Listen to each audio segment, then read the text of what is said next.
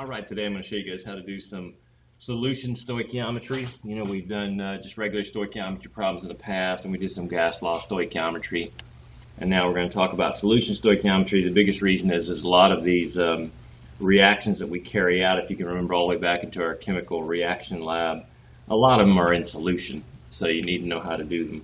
And one thing I want to point out before we get started, so you'll kind of know what to do, first, a couple of things. First of all, is remember when you do a stoichiometry problem, the relationships in the balanced equation are relationships in moles.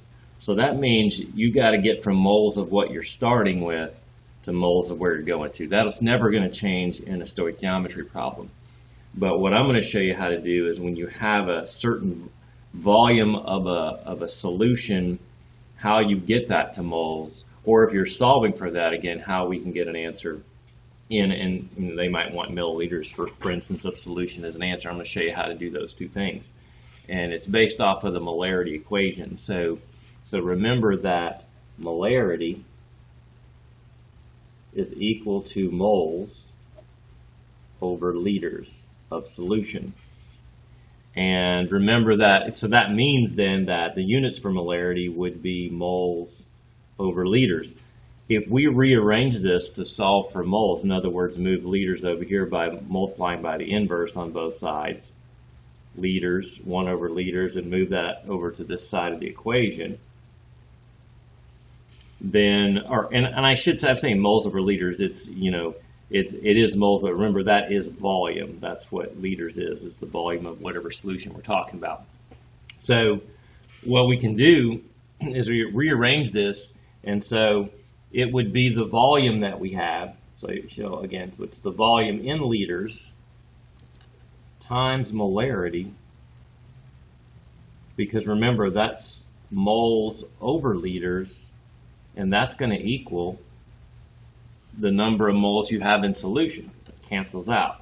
So if we know the volume of the solution and we know the concentration of the solution, when you multiply those two together, that's always going to equal the number of moles that you have. Now when you're having a problem like this and they start you off in milliliters, you just got to convert that to liters first, and then that'll get us to moles. And then we'll go to moles of silver chromate and then back to grams, again like a normal stoichiometry problem. So what we have here is we have 150 milliliters of 0.5 molar solution. Again, we're going to write down what we start with. We have 150 milliliters of this solution. Again, what we've got to know is how many moles we have. Well, the first thing, remember, volume's got to be in liters. So if they don't give it to us in liters, we've got to convert volume to liters first. And so we're going to 1 liter is 1,000 milliliters.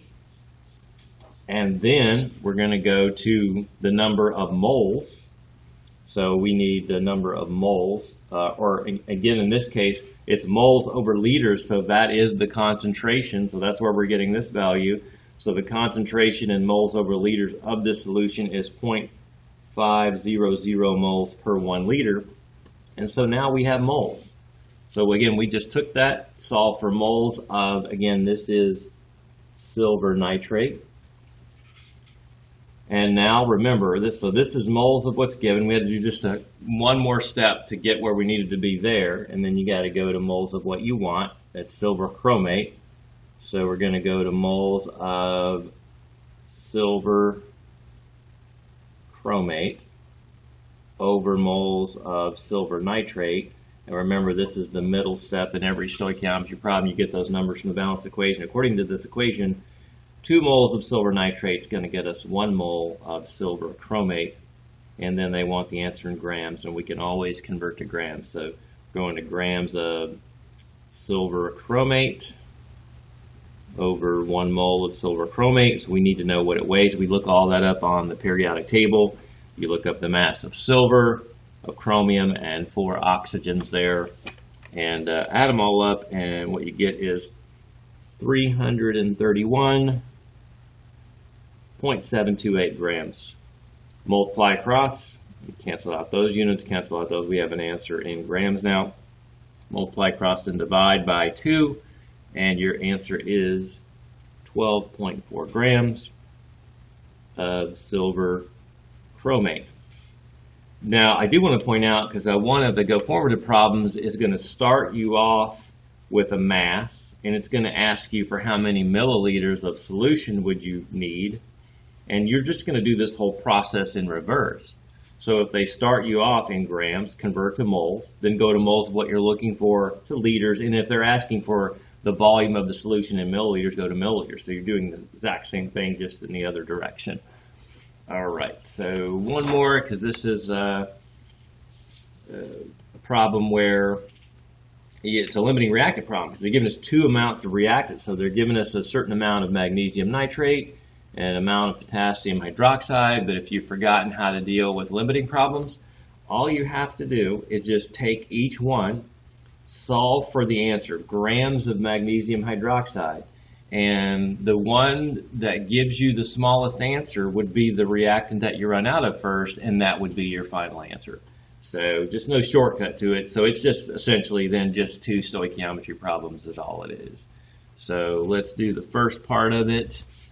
And so we've got, let's see, we've got 25 milliliters. So we got 25.0 milliliters. And again, we're going to go to moles of this one, but the first thing we've got to do, remember, moles is, or molarity is moles over liters. So first thing we got to do is convert this milliliters to liters. So there we go, 1 milliliter is, or 1 liter is 1,000 milliliters. And then we're getting to moles over liters, and the concentration is 0.235 moles per liter. And from there, so that gets us moles of what we're starting with there. And again, to make sure it's magnesium nitrate that we're looking at there. And then we go to moles of what we're looking for, which would be magnesium hydroxide over moles of magnesium nitrate. Again, we get these numbers from the balanced equation. So according to this equation, 1 mole of magnesium nitrate is going to get us 1 mole of magnesium hydroxide. And then they want the answer in grams. So you're going to grams of magnesium hydroxide over 1 mole of magnesium hydroxide. And again, we get those numbers from the balanced equation.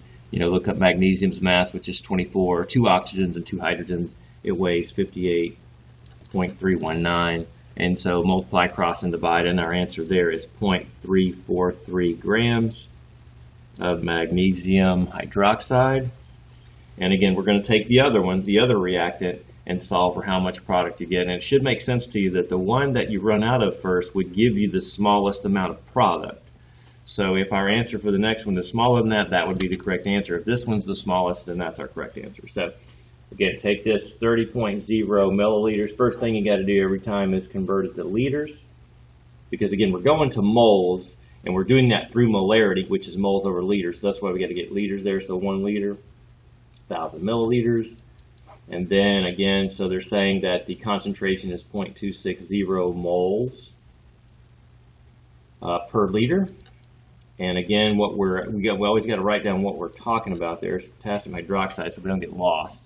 So that's what we started off with, potassium hydroxide, and then we're going to go to moles of, and keep in mind that's going to give us moles there. I should write that. I did up there. So anyways, so now that's going to get, we got to go to moles of what we're looking for there. Again, we're looking for moles of magnesium hydroxide, again over moles of potassium hydroxide.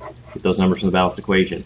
2 moles of that is going to get us 1 mole of this, and then we're going to grams again of magnesium hydroxide over 1 mole,